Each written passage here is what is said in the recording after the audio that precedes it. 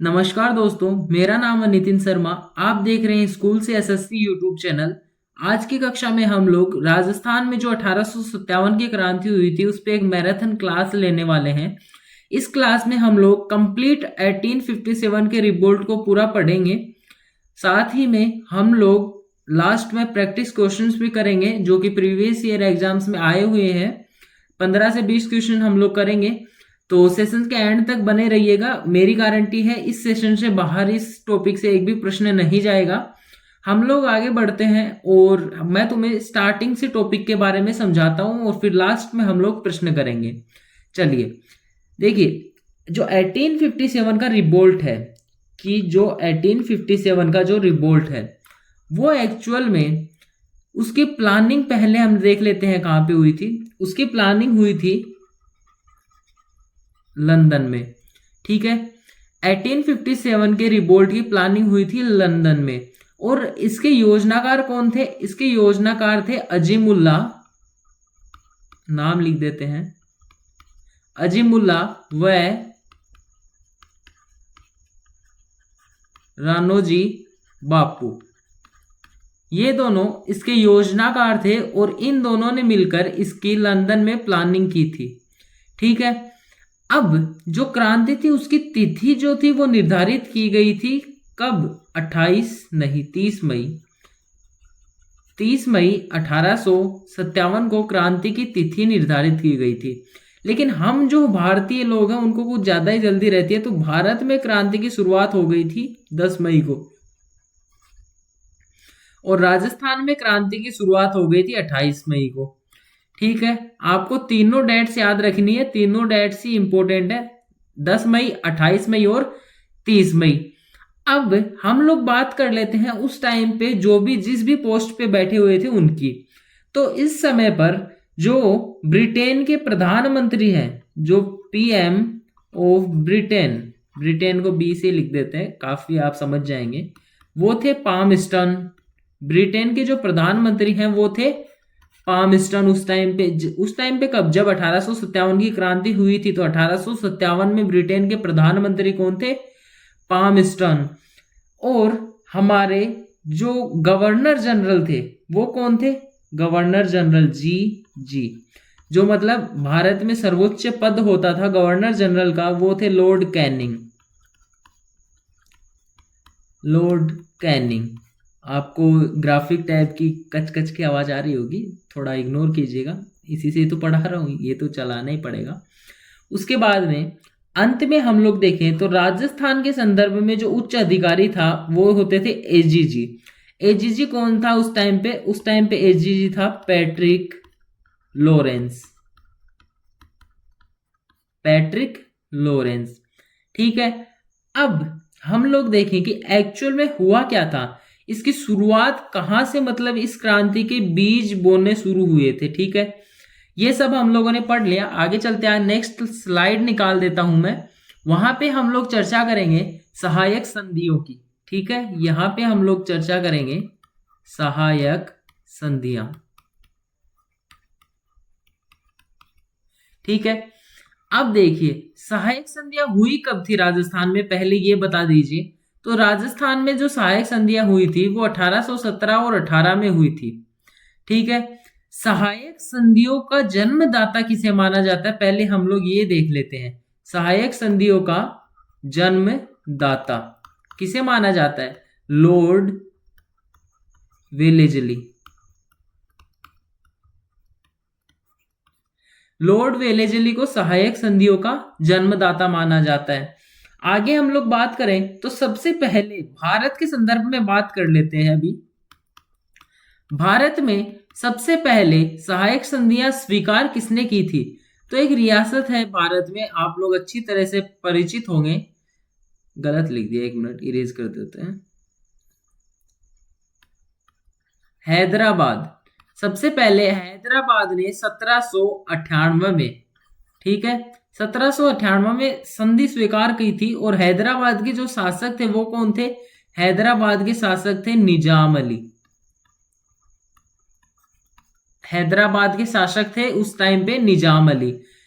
अब हम लोग बात करें तो सहायक संधियों के टाइम पे सहायक संधियां के टाइम पे मतलब 1817 और 18 में गवर्नर जनरल कौन था? गवर्नर जनरल था लॉर्ड हेस्टिंग्स।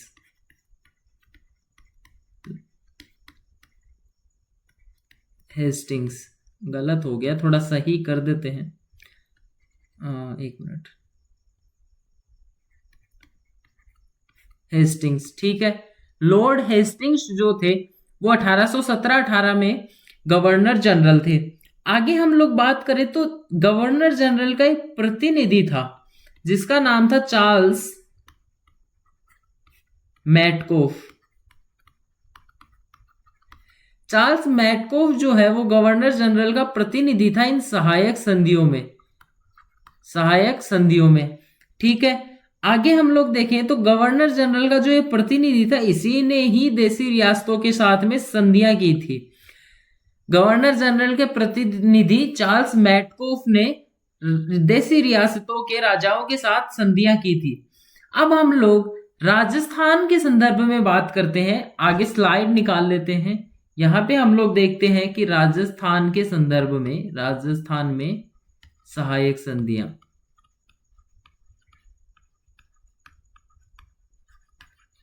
राजस्थान में सहायक संधियां, ठीक है। अब देखिए हम लोग देखें तो सबसे पहले एक्चुअल में जो संधियां हुई थी वो 1803 में ही हो गई थी और जो पहली रियासत थी वो थी भरतपुर। उस टाइम पे भरतपुर के शासक थे रणजीत सिंह। भरतपुर के रणजीत सिंह थे। दूसरी रियासत थी अलवर और तीसरी रियासत थी वो थी जयपुर। 1803 के टाइम पे अलवर के शासक जो थे वो थे बख्तावर सिंह। अलवर के शासक थे बख्तावर सिंह और जयपुर के जो शासक थे वो थे जगत सिंह। इन तीनों ने अंग्रेजों के साथ में मौखिक तौर पे संधि की थी।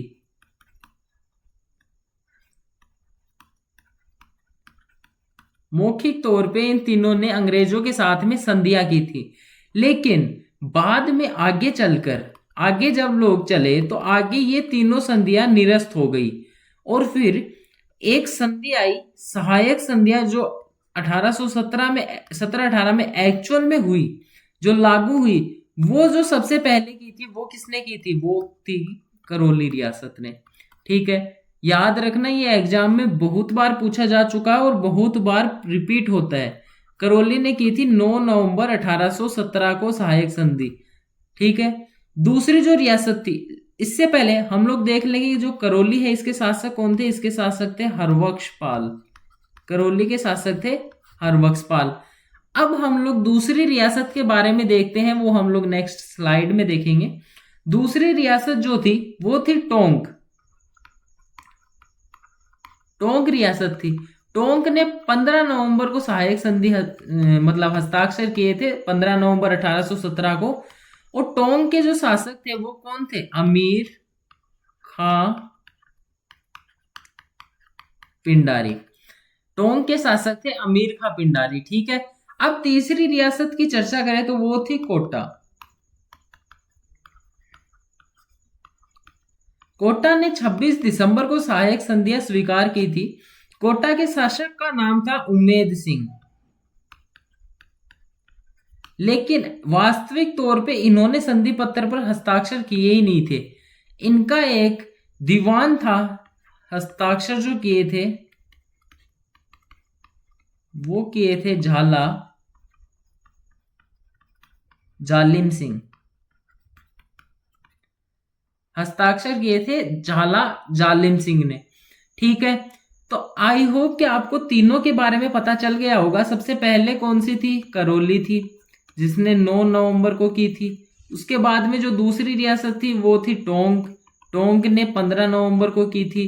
और फिर जो तीसरी रियासत आती है वो है कोटा, और कोटा ने की थी 26 दिसंबर को। बस 1817 में यही संधियां थी। उसके बाद में जो भी संधियां हुई वो 1818 में हुई। एक रियासत को छोड़ के उसने 1823 में संधि की थी। ये लीजिए, सभी की डेट याद करने के एक तरीके से आप ट्रिक ही समझ लीजिए कि 1817 में 3 रियासतों ने की थी। 1818 में शेष सभी रियासतों ने की थी, लेकिन 1823 में एक जो रियासत बच गई थी, कौन सी बच गई थी? सिरोही। तो सिरोही ने कर ली थी। ठीक है, आई होप आप लोगों को समझ में आया होगा। आगे हम लोग चलते हैं, आगे हम लोग बात करें इसी क्रम में। तो एक प्रश्न बनता है, देखिए क्वेश्चन जैसे नॉर्मल क्वेश्चन जो बनता है वो होता है कि सबसे पहले संधि किसने की? ठीक है, पहला क्वेश्चन तो ये बनता है। अब मैं यहां लिख देता हूं जो दूसरा क्वेश्चन बनता है। दूसरा क्वेश्चन बनता है कि पूर्ण शर्तों के साथ में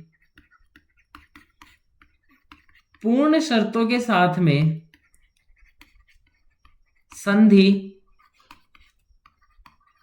किसने की? दूसरा क्वेश्चन ये बनता है। अब इनके उत्तर हम लोग जान लेते हैं जरा। देखिए, अगर आप लोगों को बोले कि सबसे पहले संधि किसने की, तो मैंने आप लोगों को बता रखा है कौन सी रियासत थी? करौली। करौली के शासक थे हरबख्शपाल, और करौली के शासक हरबख्शपाल ने कब की? 9 नवंबर 1817 को। ठीक है, ये सब चीजें तो मैंने आपको बता रखी हैं। तो इसमें नया क्या है? नया है कि जो पूर्ण शर्तों के साथ अगर दे दे, तो पूर्ण शर्तों के साथ में सबसे पहले जो की थी वो की थी कोटा ने। ठीक है, कोटा ने कब की थी? 26 दिसंबर को की थी। अभी हमने पढ़ा 1817 में ही की थी।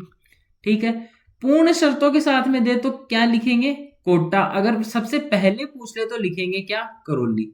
यही हमारे जो डाउटफुल क्वेश्चन होता है वो होता है, इंपॉर्टेंट है, याद रखना, बच्चे कंफ्यूज हो जाते हैं। ठीक है, आगे चले। हम लोगों ने 3 संधियां तो देख ली, लेकिन शेष भी तो देखनी है कि बाकी जो है वो क्या है।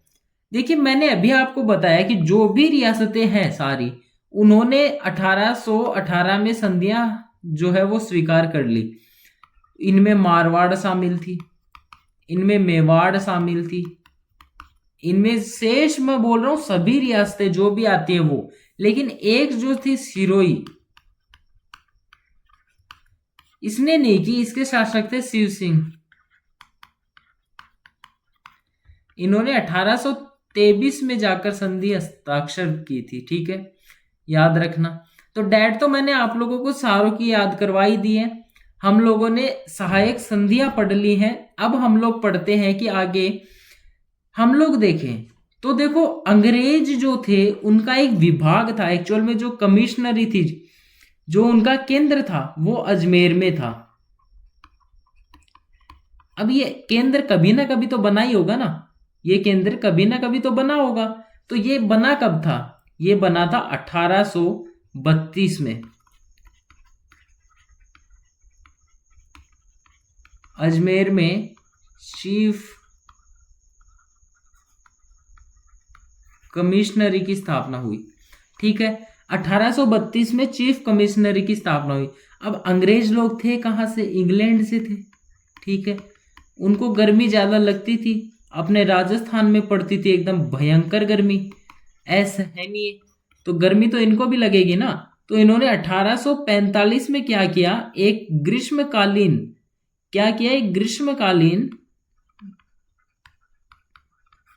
केंद्र बनाया। अब देखो, राजस्थान में एक ही जगह है जहां पे आप लोग गर्मियों की छुट्टियां अच्छे से बिता सकते हो, वो है आबू। तो इन्होंने माउंट आबू में ग्रीष्मकालीन केंद्र बनाया। ठीक है, ये दोनों क्वेश्चन भी, ये 1832 वाला तो बहुत ही इंपॉर्टेंट है, बहुत बार पूछा जाता है। ठीक है, अब पेन का थोड़ा कलर चेंज कर लेते हैं, 1 मिनट। आगे चलते हैं, आगे देखते हैं। आगे देखिए, हम लोगों ने अभी तक क्या बात की? हमने सहायक संधियां पढ़ी, हम लोगों ने चीफ कमिश्नरी पढ़ी कि कहाँ पे जो थी, कब स्थापित हुई, वो सब। अब हम देखते हैं कि अंग्रेज थे कहाँ कहाँ पर, मतलब थे तो सारी जगहों पे ऑब्वियसली, लेकिन उनकी छावनियां कहाँ पे थी। तो हम लोग अब पढ़ने वाले हैं छावनियों के बारे में। ठीक है, अब देखिए, छावनी अंग्रेजों की थी 6 जगह पे। 6 जगह पे कहाँ पे? पहली मैं लिख देता हूं सारी लिस्ट। नसीराबाद। नसीराबाद कहाँ है? अजमेर में। अजमेर में ये एक दूसरी और है, वो है ब्यावर। ठीक है, ये भी अजमेर में ही है। तीसरी बात करें तो तीसरी है एरियनपुरा, री छोटा आएगा इसमें। एरियनपुरा पाली में है। चौथी जो बात करें तो चौथी जो है वो है देवली, ये टोंक में है। एक और बात करें पांचवी तो ये आएगी खैरवाड़ा। खैरवाड़ा कहाँ पे है? उदयपुर में है।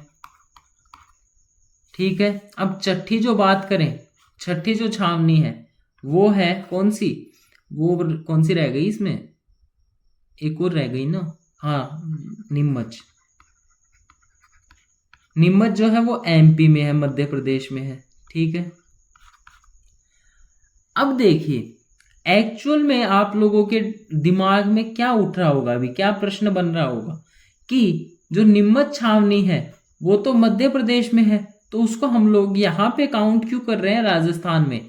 देखिए, राजस्थान के बाहर भी एक छावनी थी, एमपी में थी, नीमच नाम था। ठीक है, लेकिन उसको भी हम लोग राजस्थान में ही काउंट करते हैं क्योंकि वो मेवाड़ के अधीन आती थी। ठीक है, उसका कंट्रोल जो था वो मेवाड़ रियासत के अधीन था, इसीलिए हम लोग नीमच को भी राजस्थान में शामिल करते हैं। तो ये हमारी हो गई 6 छावनियों की बातें पूरी। अब हम लोग आगे चलते हैं, आगे चले तो आगे हम लोग देखते हैं कि जो 6 छावनियां थी उनमें से सबसे पहले क्रांति कहाँ हुई। ठीक है, जो भी 6 छावनियां थी उनमें से सबसे पहले क्रांति कहाँ हुई, कब हुई? देखिए 10 तारीख को जो मेरठ में क्रांति हुई थी तो उसकी सूचना राजस्थान में पैट्रिक लॉरेंस को पहुंची। कब? पैट्रिक लॉरेंस को पहुंची कब? 19 मई को। ठीक है, 19 मई को जब सूचना पहुंची तो पैट्रिक लॉरेंस ने देखा कि अजमेर में जो नसीराबाद छावनी है वहां पे जो कौन तैनात है, वहां पे है 15वीं बंगाल नेटिव इन्फेंट्री। माफ कीजिए, अंग्रेज नसीराबाद छावनी नहीं, चीफ कमिश्नरी है ये। ठीक है, चीफ कमिश्नरी में कौन सी सेना थी? 15वीं बंगाल नेटिव इन्फेंट्री। ठीक है, नाम भी लिख देते हैं, बंगाल नेटिव इन्फेंट्री। ठीक है, नाम लिख दिए। अब देखिए, अब हम लोग क्या देखते हैं कि इनको इनके प्रति हो गया अविश्वास, तो इनका ट्रांसफर किया गया नसीराबाद। ट्रांसफर तो किया ही गया, साथ में गश्त लगवाई गई, एक तो बंबई लांसर्स की और एक 30वीं बंगाल नेटिव इन्फेंट्री की। अब ये तो भारतीय थे 30 वाले भी, लेकिन ये जो थे ये अंग्रेज लोग थे, तो इनकी गश्त लगवाई गई। अब ना नसीराबाद वालों के मन में डाउट उत्पन्न हो गया, डाउट पैदा हो गया कि यार इतने भी बुरे नहीं हम लोग, हमने शपथ ली थी कि हम लोग कंपनी के वफादार रहेंगे, लेकिन फिर भी हम पे भरोसा नहीं किया जा रहा। तो इन लोगों ने कर दी यहाँ पे क्रांति, साथ में मिल गई 30वीं बंगाल नेटिव इन्फेंट्री। तो सबसे पहले तो 15वीं ने की थी, उसके बाद में 30वीं बंगाल नेटिव इन्फेंट्री इनके साथ जुड़ गई। अब ये क्रांति हुई कब थी? ये क्रांति हुई थी 28 मई 1857 को। ठीक है, तो आप लोग समझ गए होंगे कि राजस्थान में सबसे पहले जो क्रांति हुई थी वो कब हुई थी? वो हुई थी 28 मई को। और नसीराबाद में हुई थी, किसने की थी? 15वीं बंगाल नेटिव इन्फेंट्री ने। ठीक है, समझ में आया होगा। अब आगे चलते हैं, आगे देखते हैं कि नसीराबाद में हुआ क्या था उस रात। बड़ा खौफनाक सा माहौल था। नसीराबाद में जो बंबई लांसर्स हैं, बंबई लांसर्स, इन्होंने दिया था अंग्रेजों का साथ, इन लोगों ने दिया था अंग्रेजों का साथ, लेकिन अपने वाले कम नहीं थे। अपने वालों ने मिलके किस किस को मार दिया? न्यूबरी प्लस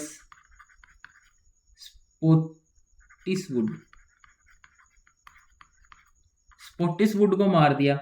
अब देखो, जब इतना भयावह कांड हुआ तो एक अंग्रेज अधिकारी था, कर्नल पेनी। इसको पड़ा भाई साहब दिल का दौरा। इसको पड़ा दिल का दौरा और ये दिल का दौरा पड़ने से मर गया। इसका प्रश्न बहुत बार एग्जाम में पूछता है, किस अंग्रेज अधिकारी की मृत्यु दिल का दौरा पड़ने से हो गई थी। ठीक है, अब देखते हैं कि यहां पे नेतृत्व किसने किया था। एक मिनट इरेज कर लेते हैं, गलत लिखा गया। अब देख लेते हैं यहाँ पे नेतृत्व किसने किया। तो नेतृत्व करता थे बख्तावर सिंह। ठीक है, बख्तावर सिंह ने नसीराबाद में क्रांति का नेतृत्व किया।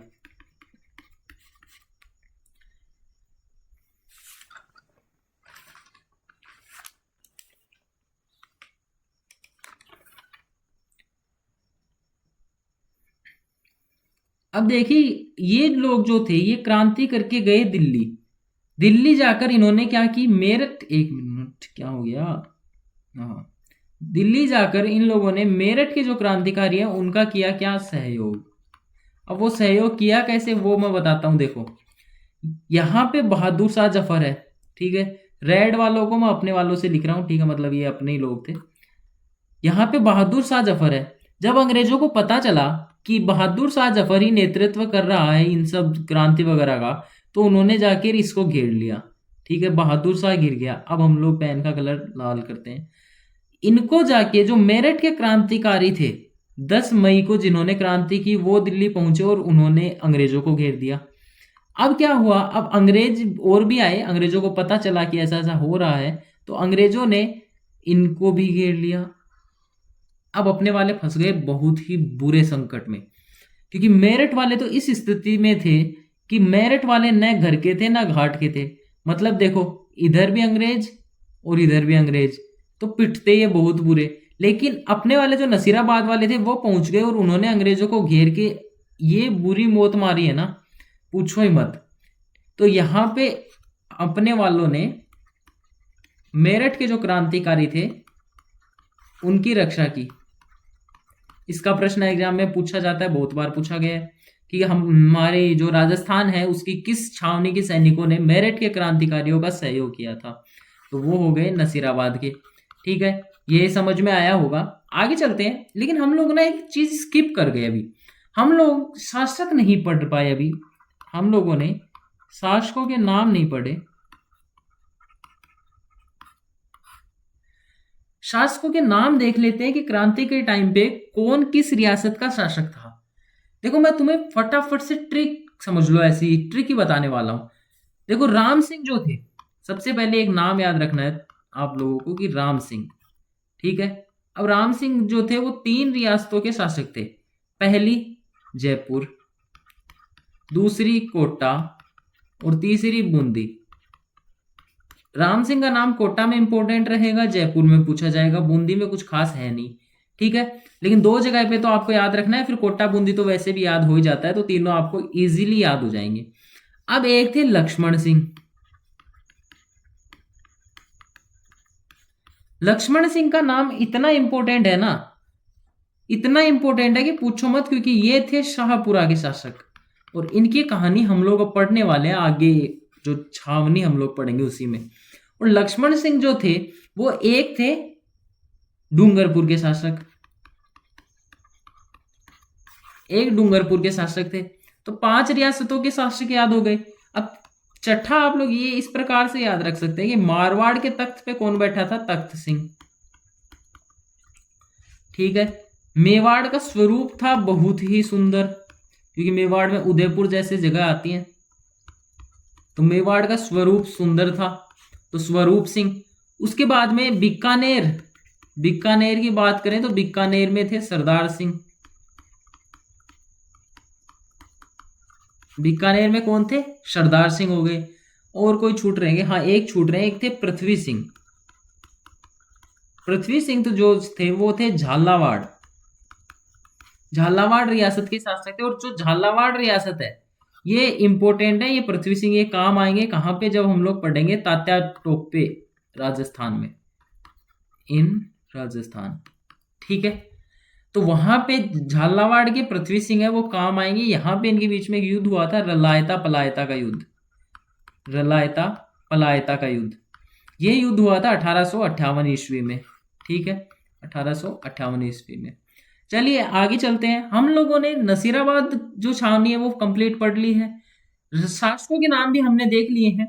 अब हम लोग अपने सेकंड छावनी पे चलते हैं। दूसरी छावनी क्या है? छावनी नंबर 2 कौन सी है? देखिए, हम पहले बाहर वाली पढ़ लेते जो एमपी में थी। कौन सी थी? नीमच। नीमच छावनी की हम लोग चर्चा कर लेते हैं। देखिए, नीमच में हुआ क्या था? नीमच में अंग्रेज जो थे वो दिला रहे थे शपथ। शपथ दिला रहे थे। ये मान लीजिए कतारों में अपने लोग खड़े हैं और ये शपथ दिला रहे हैं। तो अंग्रेजों ने कहा कि आप लोग याद करिए उस दिन को जब आप लोगों ने कंपनी के प्रति शपथ ली थी वफादारी की। ठीक है, तो आज भी आप उस शपथ को दोहराएंगे कि आप क्रांतिकारियों का सहयोग नहीं करेंगे, अंग्रेजों के साथ में ही बने रहेंगे। तो इनमें से एक अवध का जो था एक सैनिक था, उसका नाम था क्या? मोहम्मद अली बेग।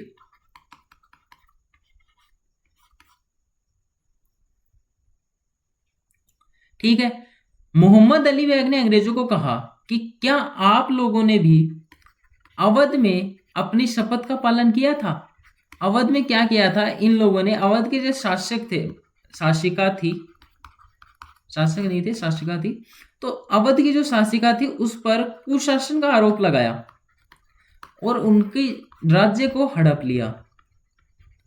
कुशासन का आरोप लगाकर अवध राज्य को हड़प लिया था।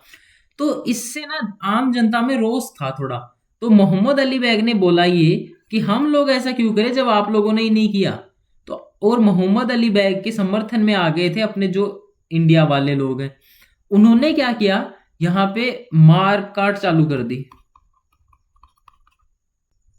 और साथ ही में जो हीरा सिंह है, एक हीरा सिंह नाम के भी सैनिक थे, वो मिल गए किससे? मोहम्मद अली बेग से।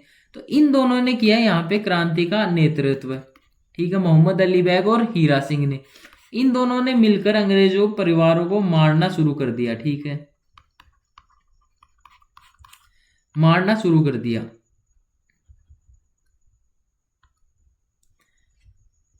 पीछे निकालते रुको। हाँ, कहाँ थे हम लोग? हीरा सिंह और मोहम्मद अली बेग ने मारना शुरू किया। तो 40 जो अंग्रेज थे, इनमें अंग्रेज खुद भी थे, उनकी वाइफ थी और उनके चिल्ड्रंस थे। ठीक है, चिल्ड्रन थे, ऐस नहीं लगता ना, ऑलरेडी प्लूरल है। ठीक है, तो ये लोग क्या होते हैं, इनकी स्टोरी हम लोग नेक्स्ट स्लाइड पे समझते हैं आराम से, खुली चौड़ में एकदम। यहाँ पे देखो, मान लो 40 जो अंग्रेज है वो है। इन लोगों को पता चला कि भाई साहब यहाँ तो जिंदा नहीं बचने के हम लोग। तो ये भाग कर गए कहाँ पे? ये भाग कर गए शाहपुरा।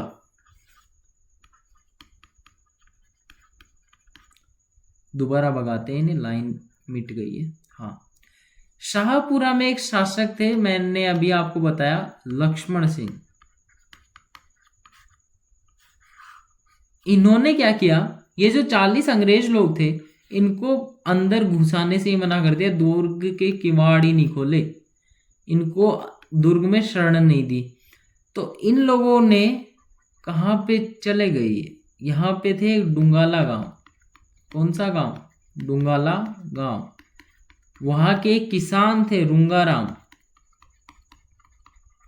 इन्होंने शरण दी थी इन 40 किसानों को, नहीं अंग्रेजों को, किसान बोल रहा हूँ सॉरी, 40 अंग्रेजों को रुंगाराम ने शरण दी थी। अब इधर क्या होता है, इधर मेवाड़ का जो पीए है, मेवाड़ का पीए कौन है? सावश। सावश को जब पता चला कि ऐसी ऐसी बात है, 40 लोग हमारे जो है वो खतरे में है, संकट में है, तो इन्होंने क्या किया, इन्होंने स्वरूप सिंह को कहा। स्वरूप सिंह कौन थे? मेवाड़ के शासक। तो स्वरूप सिंह को कहा कि उनको लेकर आइए और उन्हें सुरक्षा प्रदान कीजिए। तो स्वरूप सिंह गए और स्वरूप सिंह इन लोगों को लेकर कहाँ चले गए? जग मंदिर महल। और जग मंदिर महल में इन लोगों को ठहरा दिया। ठीक है, ये थी स्टोरी नीमच की। नीमच में ये सब हुआ था। अब क्या हुआ, नीमच के जो लोग थे वो 3 जून को क्रांति करते हैं। 3 जून से वो लोग चलते हैं और फिर 5 जून को पहुंच जाते हैं देवली, जो तीसरी हमारी छावनी थी। वहां पे ये लोग लूटपाट करते हैं और वहां पे इतना कुछ ज्यादा था नहीं, लेकिन यहाँ पे इनके साथ में एक कौन जुड़ गई थी, एक छावनी, एक मतलब बटालियन जुड़ गई थी इनके साथ में। और फिर ये सब लोग मिलकर कहाँ चले जाते हैं, ये सब लोग मिलकर दिल्ली की तरफ कूच कर जाते हैं। दिल्ली की तरफ कूच कर जाते हैं। ठीक है, ये विद्रोह था नीमच का। अब हम लोग आगे चलते हैं और आगे चलकर हम लोग डिस्कस करते हैं किसके बारे में, एरियनपुरा की जो क्रांति हुई थी उसके बारे में। एरियनपुरा की क्रांति, एरियनपुरा की क्रांति के बारे में डिस्कस करें तो एरियनपुरा में क्रांति हुई थी थोड़ी सी लेट। कब, 21 अगस्त को। क्यों? क्योंकि इन लोगों को पता ही नहीं था बाहर चल क्या रहा है। इन लोगों को तो किसी बाहर पर्वतीय क्षेत्र में विद्रोह का दमन करने भेजा गया था। वहां पे इनको पता चला कि सैनिकों ने तो क्रांति कर रखी है, तो इन लोगों ने क्या किया, आबू में हमला कर दिया और आबू में जो हमारे एजीजी हैं उनके पुत्र को मार दिया। एजीजी के पुत्र को मार दिया। अब एरियनपुरा की जो क्रांति है ना वो सबसे इंपॉर्टेंट है, क्योंकि उसमें हम लोगों ने बहुत ही भयंकर क्रांति की थी। एरियनपुरा की क्रांति का नेतृत्व किया था, कौन थे, 3 नाम थे, हाँ 1 मिनट इसको बताते हैं। तिलक राम, शीतल प्रसाद और मोती खां। 3 लोगों ने क्रांति का नेतृत्व किया था। ठीक है, अब इन तीनों को याद रखना है क्योंकि एग्जाम में बहुत बार पूछा जा चुका है, पहली चीज। दूसरी चीज, यहां पे एक नारा लगा था, याद हो तो बताओ फटाफट से कमेंट में। चलो दिल्ली मारो फिरंगी। ये नारा इन्हीं सैनिकों ने दिया, और दिया किसके नेतृत्व में, शिवनाथ सिंह। इनके नेतृत्व में इन लोगों ने ये नारा दिया था। अब देखिए हुआ क्या कि एक आहुआ नाम की जगह है, यहां पे एक ठाकुर थे कुशाल सिंह। अब कुशाल सिंह जो थे ये जोधपुर के जागीरदार थे, मतलब जोधपुर के जागीरदार नहीं बोल सकते, मतलब जोधपुर के जो जागीरदार जो शासक थे उनके अंडर में आते थे, तख्त सिंह के नीचे थे। तो इनका क्या था, जोधपुर के साथ में बनती नहीं थी और जोधपुर वाले कर रहे थे अंग्रेजों का भरपूर समर्थन। तो इन्होंने सोचा क्यों ना मैं क्रांतिकारियों का सहयोग कर दूं, तो इन्होंने किया क्रांतिकारियों का सहयोग। अब आगे वाली स्लाइड में हम लोग डिटेल में पढ़ते हैं कि एक्चुअल में यहां पे हुआ क्या था। देखिए कुशाल सिंह जो है उन्होंने नेतृत्व करना शुरू कर दिया। कुशाल सिंह जो है उन्होंने नेतृत्व करना शुरू कर दिया। अब इन लोगों ने क्रांति की योजना कहां बनाई थी, इन लोगों ने क्रांति की योजना बनाई थी कहां, इनका एक मंदिर था, सुगाली माता का मंदिर। सुगाली माता के 10 सिर थे, 54 हाथ थे। ठीक है, दूसरा एक महादेव का मंदिर था, कामेश्वर महादेव मंदिर, कामेश्वर महादेव मंदिर। तो इन दोनों मंदिरों में योजना बनाई गई थी और फिर आगे चलकर आपको पता चलेगा कि इस मंदिर को लूटा गया था, सुगाली माता के मंदिर को, और मूर्ति जो थी वो पाली के वागड़ संग्रहालय में अभी भी है। अंग्रेज लोग इसको लूटकर मूर्ति को अजमेर ले गए थे।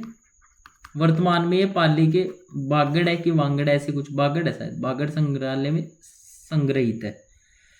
अब देखिए कुशाल सिंह जो थे उन्होंने क्रांति का नेतृत्व किया, तो अंग्रेजों को जब पता चला तो उन्होंने क्रांति दबाने को कहा।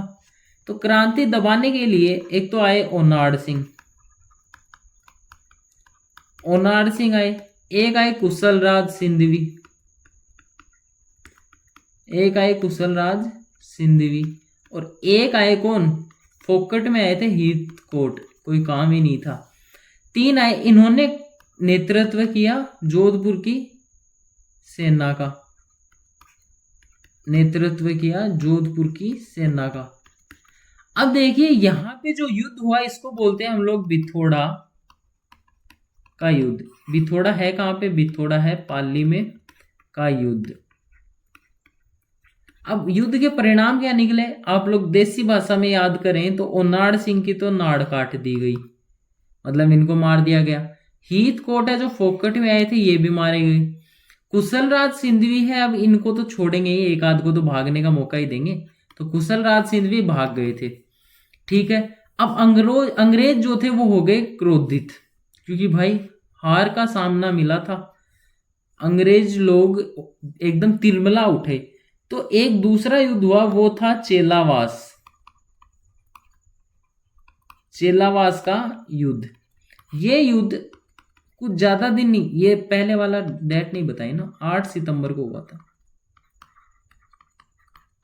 ठीक है, ये युद्ध 10 ही दिन बाद में हो गया था, 18 सितंबर 1857 को।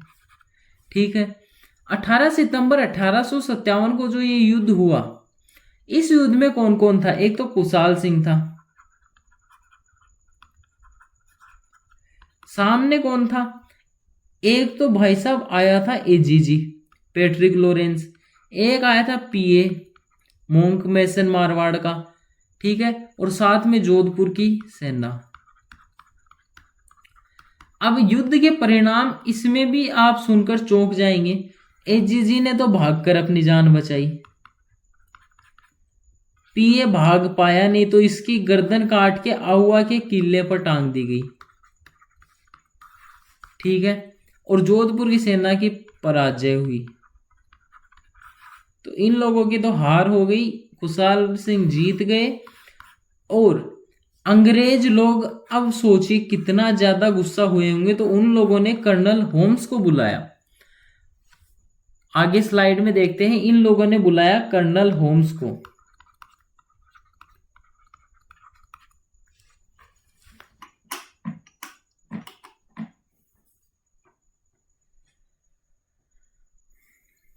कर्नल होम्स को बुलाया। कर्नल होम्स ने क्या किया, इन्होंने आक्रमण किया और तीसरा युद्ध किया, और उसमें इन लोगों को, कुशाल सिंह को पराजय का सामना करना पड़ा। कुशाल सिंह को पहले से पता था, तो ये अपने भाई को सब कुछ सौंप कर भाग गए थे, कुशाल सिंह भाग गए थे। ठीक है, अब कर्नल होम्स ने 20 जनवरी, डेट पूछते हैं, जनवरी 1859 को, नहीं 58 को, 1858 को आहुआ पर कब्जा कर लिया था। और जो कुशाल सिंह थे उन्होंने क्या किया, 1860 में आत्मसमर्पण किया था। कुशाल सिंह ने 1860 में आत्मसमर्पण किया था। 1864 में इनकी मृत्यु हो गई थी कुशाल सिंह की। अब आत्मसमर्पण किया तो इनके लिए एक आयोग बनाया गया, इनकी जांच के लिए। आयोग का नाम था मेजर टेलर आयोग। इस आयोग का संबंध पूछता है कई बार किसकी क्रांति से है, तो आप लोग लिखेंगे एरियनपुरा। ठीक है, एरियनपुरा की क्रांति से है। 1864 में मैंने आपको बता ही दिया उनका देहांत हो गया था। अब 1860 में आत्मसमर्पण से लेकर 1864 तक का जो समय था वो उन्होंने कहाँ बिताया, वो उन्होंने बिताया कहाँ पे, कहाँ बिताया बताइए।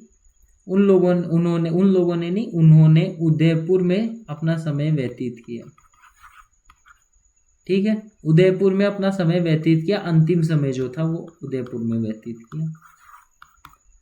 ठीक है, अब यहां पे हमारी पूरी होती है एरियनपुरा की क्रांति। अब देखिए हम लोगों ने चारों की चारों जो क्रांति है वो पढ़ ली, चारों की जो चारों क्रांति है वो हमने पढ़ ली। पहली नसीराबाद, दूसरी हम लोगों ने नीमच पढ़ी, तीसरी देवली पढ़ ली, चौथी एरियनपुरा। अब जो पांचवी छावनी थी और छठी छावनी थी ब्यावर और खैरवाड़ा, उन्होंने भाग ही नहीं लिया। तो अपनी छावनियां तो होती हैं पूरी। अब थोड़े से वन लाइनर क्वेश्चन आते हैं, वन लाइनर क्वेश्चन कैसे आते हैं, जैसे एक मिनट इसको थोड़ा रब कर देते हैं, बताते हैं। देखिए वन लाइनर क्वेश्चन आते हैं कई कई रियासतों से। जैसे रियासत हम लोग देखें तो एक होती है, एक थी बीकानेर। बीकानेर के जो शासक थे वो थे कौन, सरदार सिंह। सरदार सिंह ने किया अंग्रेजों का भरपूर समर्थन, और इतना भयंकर किया कि एक मिनट क्या हो गया, पीछे चलते, क्वेश्चन बाद में करेंगे। इतना भयंकर किया कि राजस्थान के बाहर जाकर भी समर्थन किया। तो प्रश्न पूछेगा कि राजस्थान के बाहर भी किसने समर्थन किया, तो आंसर हो जाएगा बीकानेर के सरदार सिंह ने। अब देखिए अंग्रेज इससे इनसे हुए प्रसन्न और इनको दिया टिब्बी परगने के 41 गांव। बस इतना याद रखना है। अब बीकानेर का जो नाम आता है ना, बीकानेर में एक थे अमरचंद बाठिया।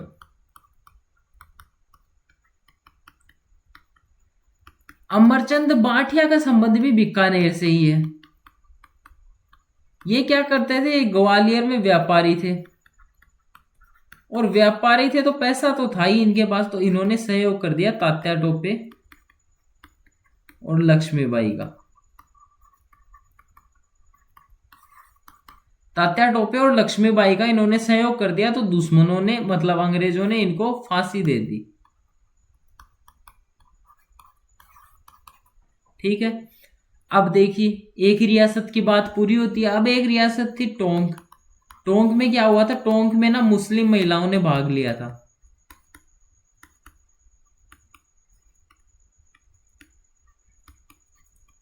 मुस्लिम महिलाओं ने भाग लिया था।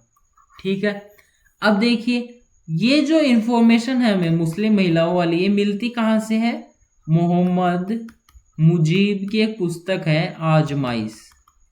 कौन सी पुस्तक है, आजमाइश। इस पुस्तक से हमें ये जानकारी मिलती है।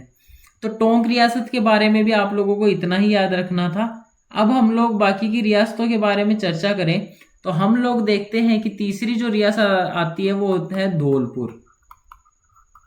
धौलपुर रियासत क्या थी, धौलपुर में क्रांति भी बाहर के लोगों ने की और दमन भी बाहर के लोगों ने किया। देखिए हुआ क्या था, इंदौर और ग्वालियर, इन सैनिकों ने क्रांति की थी धौलपुर में, और दमन करने के लिए पटियाला की सिख रेजिमेंट को बुलाया गया।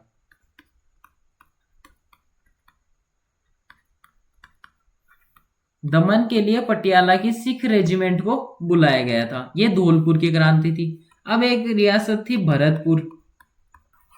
भरतपुर का मोरिसन था। कौन, मोरिसन कौन था, पॉलिटिकल एजेंट। याद रखने हैं आपको, पॉलिटिकल एजेंट पूछता है। ये बेचारा डरकर आगरा भाग गया था। ठीक है, छोटी छोटी रियासतें हमने कंप्लीट कर ली हैं। जयपुर भी अंग्रेजों के ही समर्थन में थी। जयपुर जो रियासत है वो भी अंग्रेजों के ही समर्थन में थी। अब देखिए इस क्रांति की विफलता का कारण ही यही था कि जो बड़ी बड़ी रियासतें थी जैसे जयपुर, मारवाड़ और भी पूरे भारत में, उन लोगों ने अंग्रेजों का साथ दिया। यही विफलता का कारण था। ठीक है, अब हम लोग देखें तो हम लोग बात करते हैं, एक मिनट इरेज करते हैं, सबसे पहले बात बाद में करेंगे। हाँ, अब हम लोग बात करते हैं मिस्टर तात्या टोपे। तात्या टोपे से सवाल आते हैं। देखो एक्चुअल में मुझसे पूछो तो सवाल बनते हैं, एक या दो सवाल इनसे बनते हैं, कई बार पूछ लिए जाते हैं दो भी सवाल। तात्या टोपे भारत में कब आए थे, पहली बात तो ये। दूसरी इन्होंने किया क्या था, ये सब चीजों की बातचीत हम लोग अब करने वाले हैं।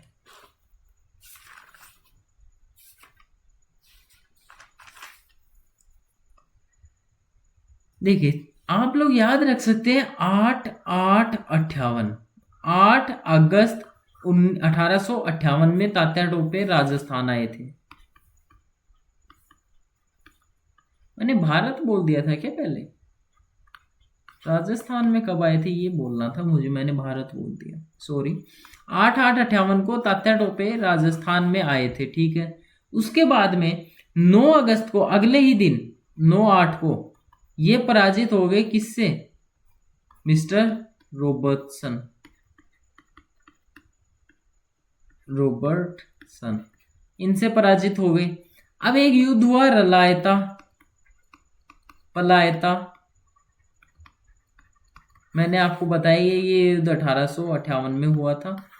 पृथ्वी सिंह थे जो झालावाड़ के शासक थे, पृथ्वी सिंह, उनके और तात्या टोपे के बीच हुआ था।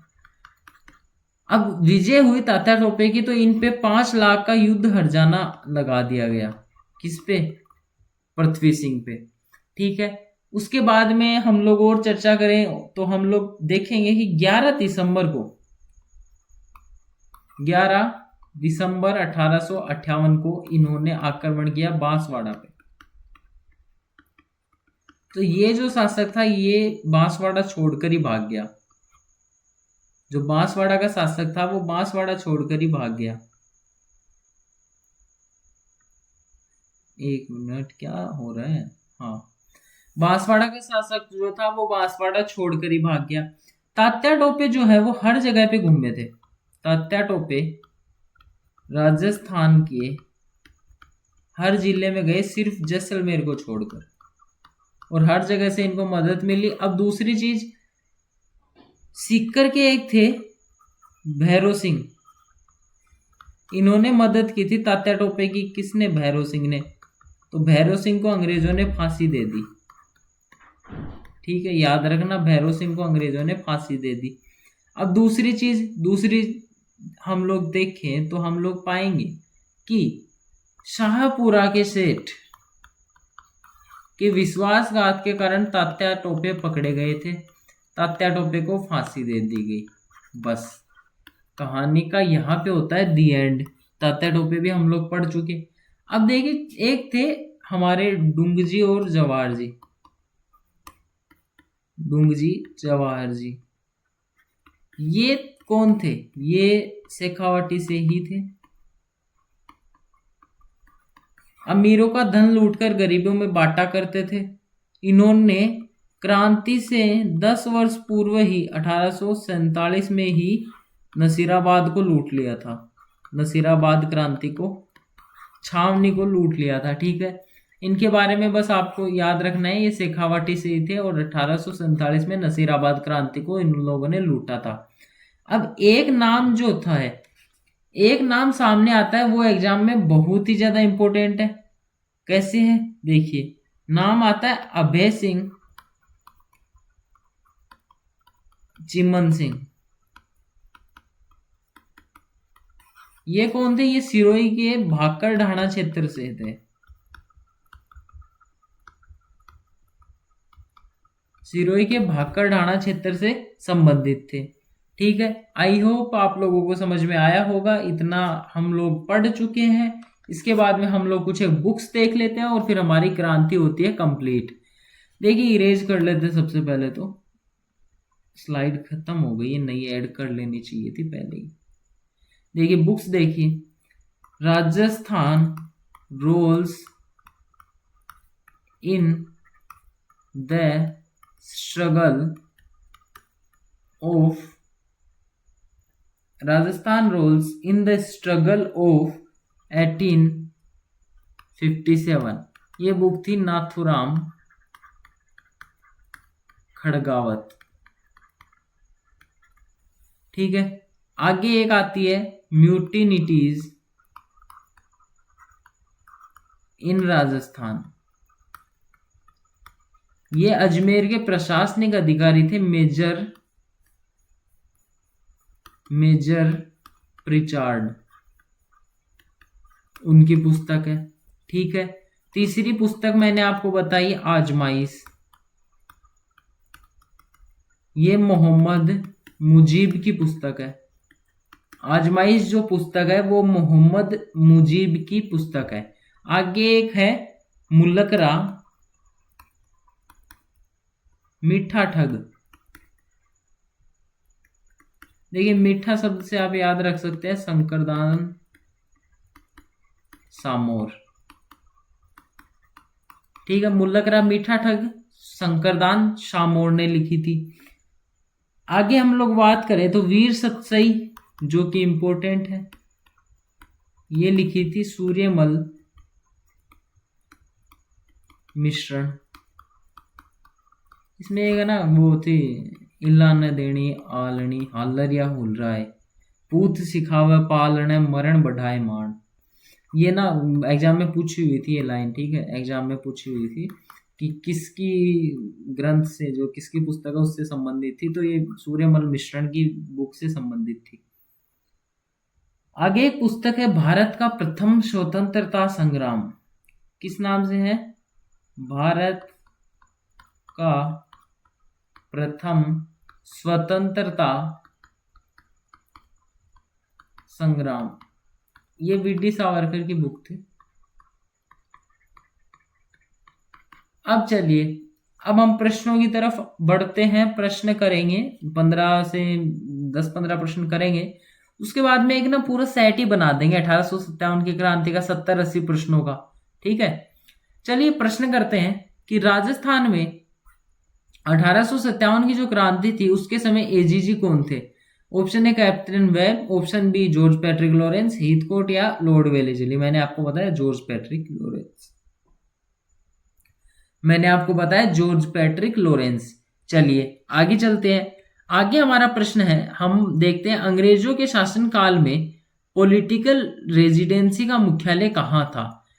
पॉलिटिकल रेजिडेंसी वही है जो मैंने आपको अभी बताया, चीफ कमिश्नरी, ठीक है, चीफ कमिश्नरी यही है पॉलिटिकल रेजिडेंसी। ये थी अजमेर में 1832 में स्थापना। चलिए आगे चलते हैं। आगे हम लोग देखें तो राजस्थान में एजीजी के पद का सृजन कब किया गया? हाँ, ये चीज हम लोग भूल गए थे। अच्छा ठीक है, 1832 में किया गया था एजीजी के पद का सृजन, जब अजमेर में चीफ कमिश्नरी खुली। और जो फर्स्ट एजीजी थे वो थे मिस्टर लोकेट। ठीक है, आगे चलते हैं।